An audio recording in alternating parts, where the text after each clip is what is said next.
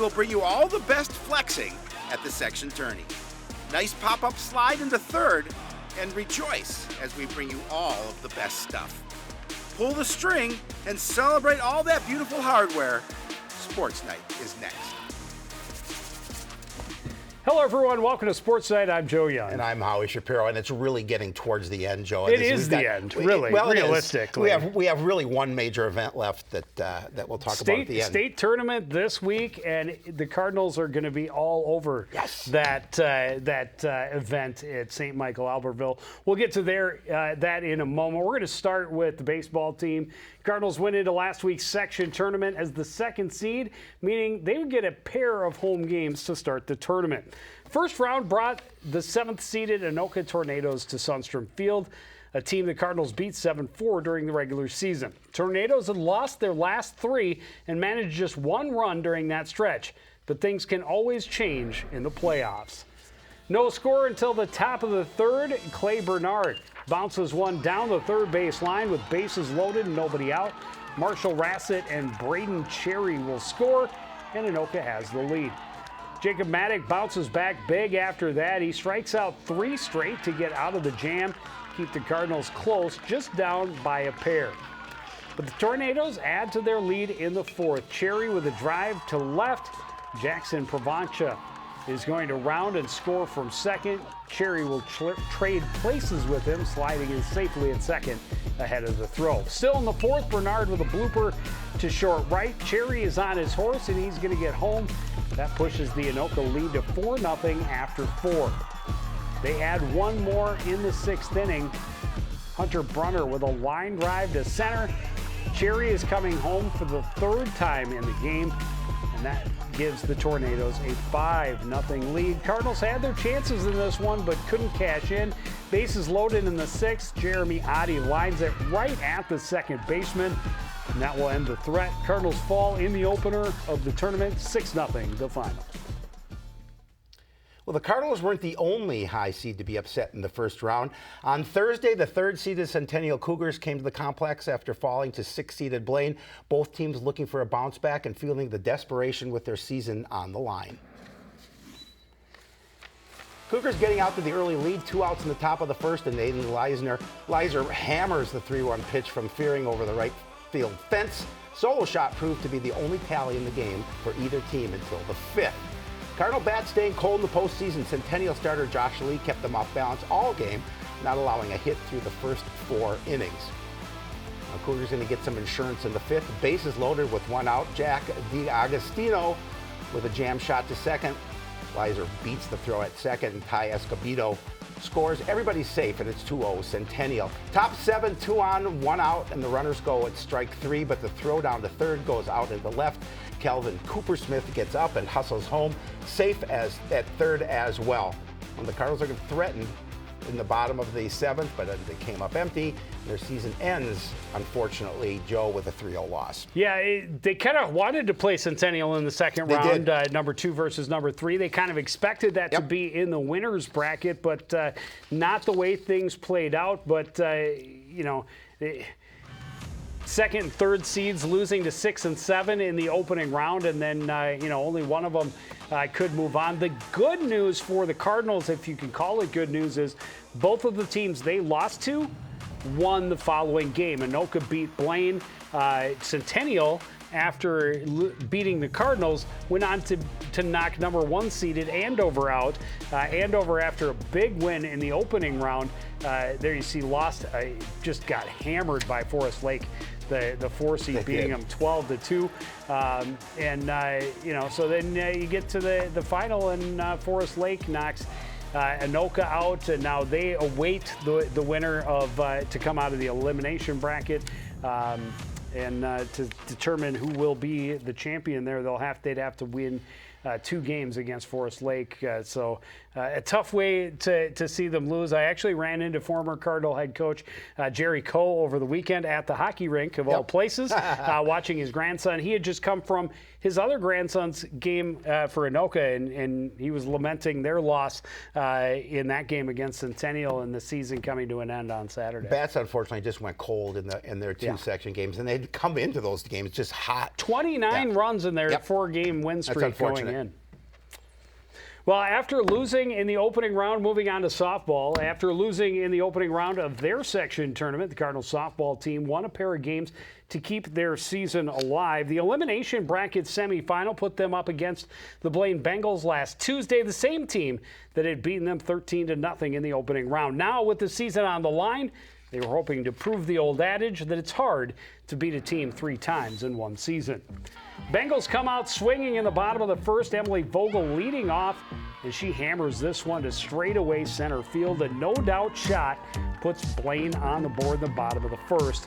They get to celebrate again quickly. Up next is Marin Ammon, and she drives one to left and gone. Back-to-back home runs to start the game, and the Bengals have a very early 2-0 lead. And they weren't done with the long ball in the first. Cardinals switched pitchers after that, but the Bengals produced the same results. Ada Bush with the 3rd home run for Blaine in just the first 4 batters. It was all the offense they would get, but it was all they would need. Sophia Bach had a nice outing, really. 5th inning, she gets a strikeout, and then Ryan Mellum throws down to make it a double play. I always like this strikeout, throw-out, double play. Bob gets the punch-out on Jenna Jones next. She had 10 strikeouts in the game. Unfortunately, Cardinals are shut out again, and their season ends with a 3-0 loss. Yeah, and a tough season.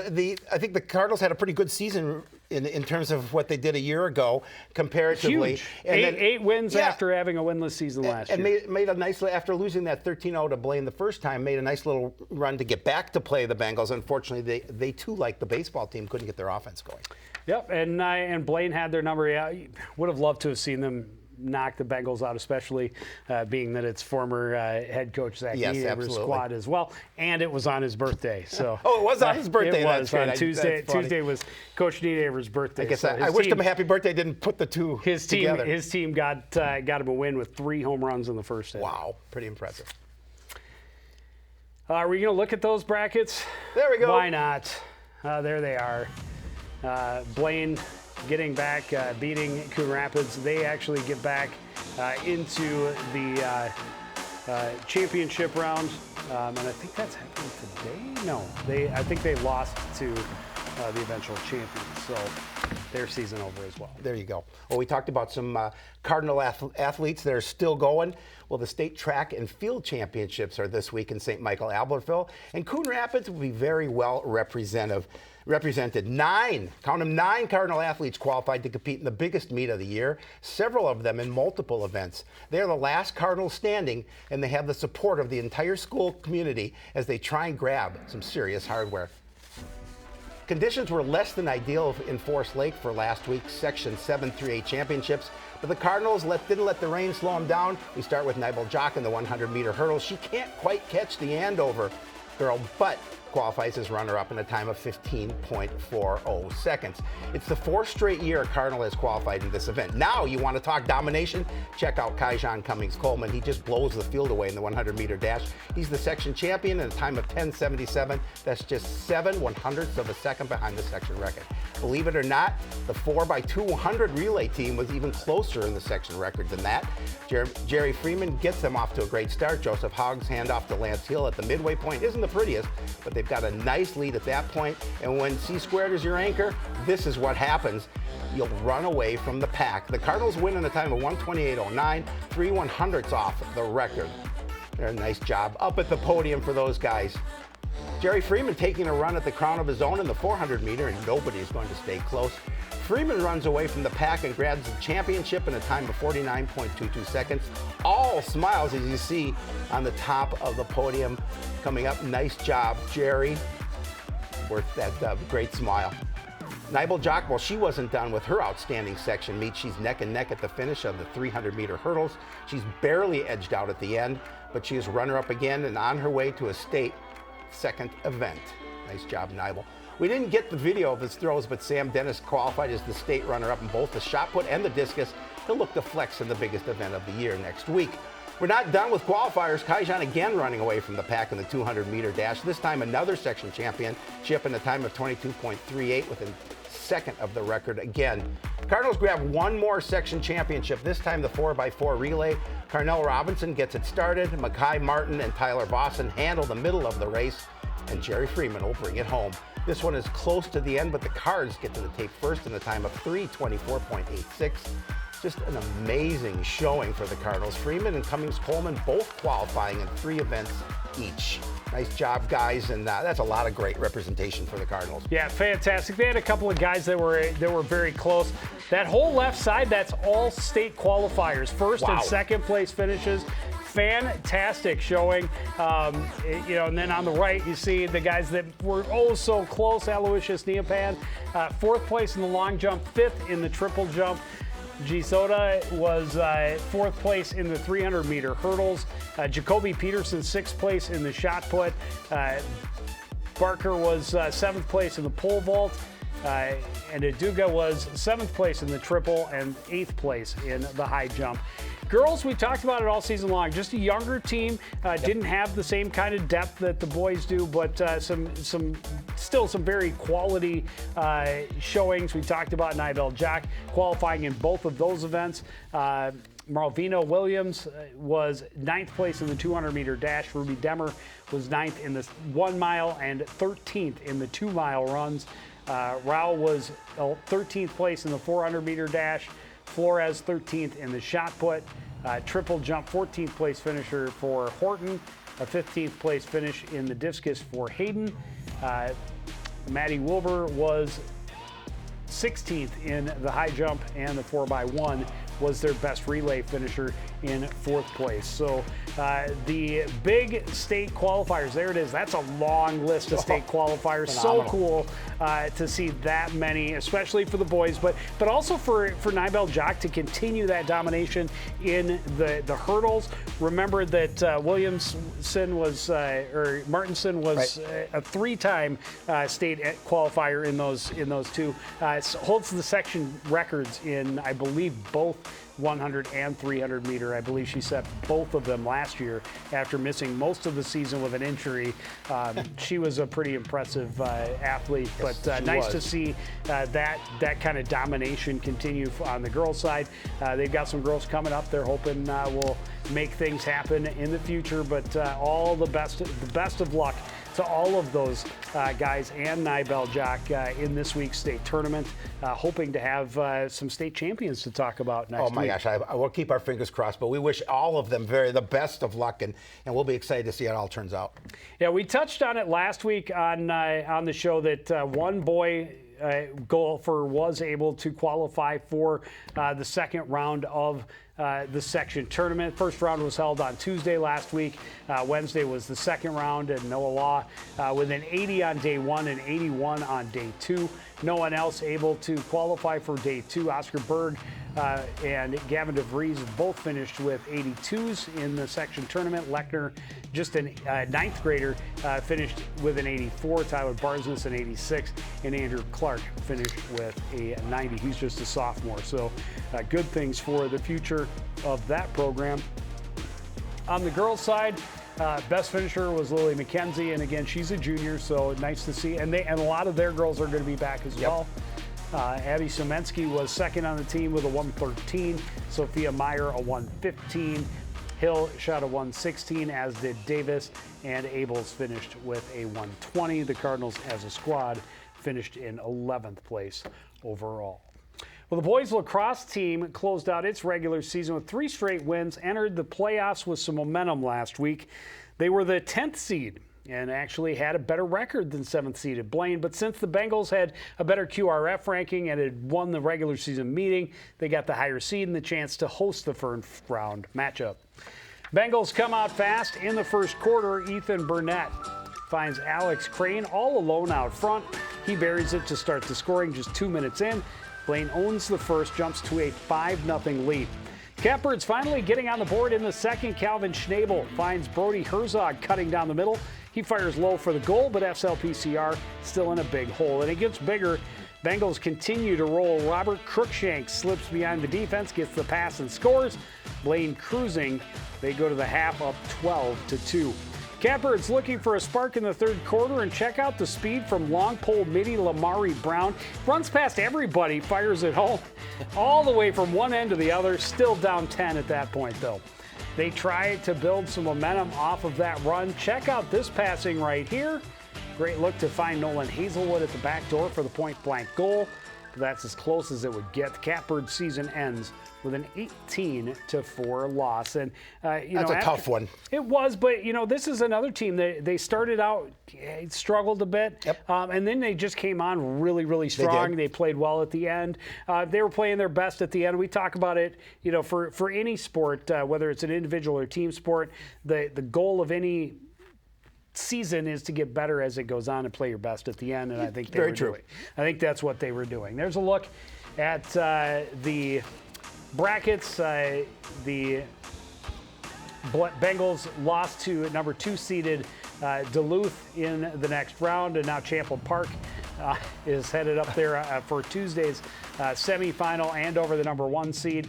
Got past Anoka pretty easily and is now hosting Centennial, and Centennial has put up big numbers in their opening round as well. So those teams still battling for a chance to go to state. You bet. Well, the girls lacrosse team went into the section tournament last week with absolutely nothing to lose. The Cardinals were 12th seed after their second straight winless season, but the 5th seeded Cougars were also struggling. They started out 6-1, but they had lost 6 in a row, and now all bets were off with the season on the line. Centennial came out fast in the first, good passing to find Nicole Hemer behind the defense. She converts, and the Cougars pounce to the early 3-0 lead. Well, the Cardinals, they certainly weren't going down without a fight, though. Great individual effort from Caitlin Easton. She gets out front, fires low for the score. Unfortunately, that's about as close as it would get. We're going to move to the second quarter, and the Cougars are starting to pull away. Ella Wiest weaves her way to the front, scores in the upper corner, and Centennial now up by 6. Cardinals attempting the comeback before the break. Emily Bourne's charging right down the middle and scoring low. The Cards trying to build some momentum. Well, they're going to get another less than a minute later. This time it's Katie Wiggin coming from behind the net, draws the penalty, but buries the goal as well. The Cardinals down, but still in range at the half. Well, they're playing from behind all game long. Bournes gets another in the third. He's going to cut in front of in the net to score, but the Cards still trail 10-4. And the Cougars, they just keep coming. Ryan Cheeseborough finds Carly Lackas out front. She scores to push the lead back to 9, and the Cougars on to a 15-5 win, ending the Cardinals season, and a tough one at that. Yeah, and Centennial, a tough team. I mean, when you're the 12th seed in a 12-team tournament, that first round you're going to be up against it. And unfortunately, it came to an end. The tough part, of course, we talked about it. They scored better this year than they did last year. They did. Considerably better. Got the offense going a little bit better under first-year head coach Paige Fosslin. Paige Fosslin, yes. Thank you. Mm-hmm. I was going to say Penny. I'm like, that's not right. No, that's not right. Paige Fosslin, I know that. I'm going to hear about that. No, I know sure. you will. But they did. They scored better. The offense got going a little bit better, but unfortunately just unable to get over the hump. Yeah. But hopefully that's just a step in the right direction. As you look at it, Centennial able to pull off the upset over Duluth Marshall, and doing so in convincing fashion to get themselves into the semifinals against top-seeded Chisago Lakes. Anoka losing to Grand Rapids, the number 2 seed. But Andover, another upset, 6 over the 3 to get into that semifinal. Those semifinals taking place on Tuesday this week. We talked about the state tournament upcoming for the track teams, and the Cardinals will be well represented. It's really not the only sport where the Cardinals are going to be represented in a state tournament. This is true. It's just the other one we really don't know much about, and it's a sport that It's not kind of in the everyday that people think about when they think about varsity sports, but it has been a sport here, and they have had quite a bit of success since they became a varsity sport at Coon Rapids. To introduce us to the Coon Rapids skeet and trap team and teach us a little more about it, we bring in Jerry Grant. Another edition of Jerry's Corner. Jerry. Oh, well, thanks. Thanks for having me again, Joe. I appreciate it, Howie. So I had a chance to catch up with the trap and skeet shooting team, and the team started in 2013, and Coach Joe Cabanati came on board in 2016. The team averaged about 15 to 10 shooters, but they've seen up to 40 kids participate in the past. This year's group's a little bit smaller at around 12, but Cabanati says it's a very good program, and he's excited about what it brings, including fun. The Coon Rapids Trap and Skeet Shooting Team is guided by 3 priorities: safety, fun, Good hit, Andrew. and marksmanship. And I can say there is no shortage of fun.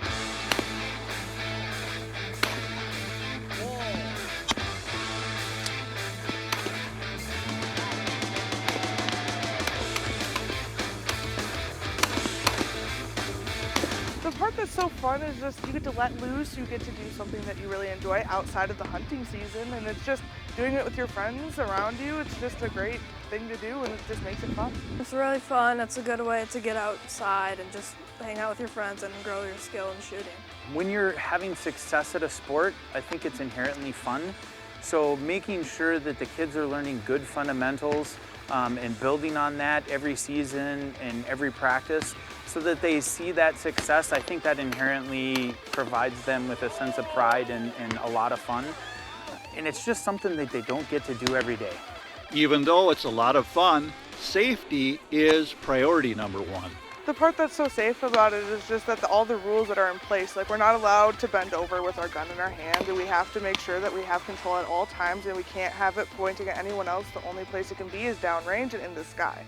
So there's no room for accidents. And making sure not to have your gun pointed at somebody, but it's just safety is one of the biggest things, just because we don't need something going wrong. The care that the coaches and the students take with handling those firearms, it's driven with them from their very first day with the program, and we run through the safety.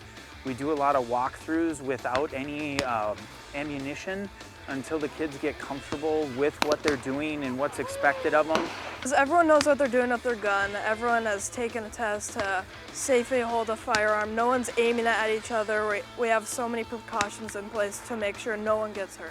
Fun and safety provide the foundation for the skills needed to be a good marksman, and there's also a focus on skill development here, similar to other sports. So you need to have a good stance, like a gun that suits you, a vest, and you just need to like have it in the perfect place on your shoulder. Kind of like a golf swing. So getting them in that proper stance and proper follow through are the 2 biggest things. It helps you improve your fine motor skills in your hands, hand-eye coordination, and semi-teamwork in a way, because you don't want to shoot too fast, you don't want to be a jerk to people who shoot slow. When you add it all up, this Cardinal team is eager and ready for upcoming competition at the state tournament. To top that, our state tournament, which is held up in Alexandria here in June, is the largest state tournament and the largest shooting sports tournament in the country. And that's our high school kids, and there's thousands of high schoolers up there shooting for 10 days. And it's just a great time. Samantha Schultz is #1 in the conference for female shooters. So that's gives us something really good to go into state, and we have 4 out of the top 10 in our conference for varsity shooters. Well, I really enjoyed going out to the range with Joel. He did a great job shooting that video for you. And I learned a lot about these kids and those coaches. Number 1, the safety piece. No one has been injured since 2017 nationally in skeet shooting and trap shooting with the high school league. That's fantastic. The other thing I learned is that Minnesota is really unique because they're the only state in the country that holds a state tournament that's sanctioned by the high school league. So that'll be coming up in the next week or 2, and there'll be over 1,000 shooters up in Alexandria, and they'll go up there and they'll have a really good time. Joe said it's like the state fair of shooting, so they have a great time, and they have some good shooters, so I look forward to seeing the results, Joe. Yeah, that's it's not obviously we've been doing this a long time. We knew about the skeet team or the trap team, and we knew that they had success and that it was very popular. It's just not a sport that I'm familiar with.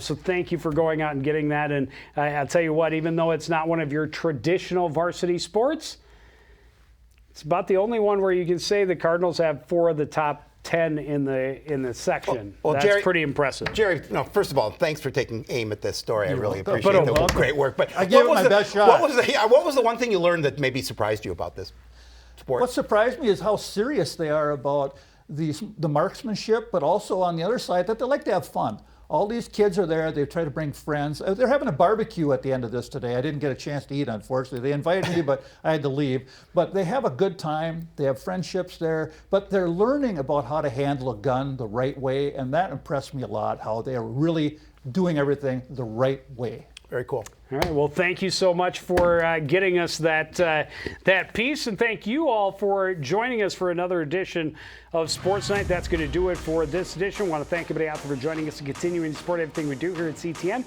For the entire crew, including Jerry Grant and Howie Shapiro, I'm Joe Young, saying good night.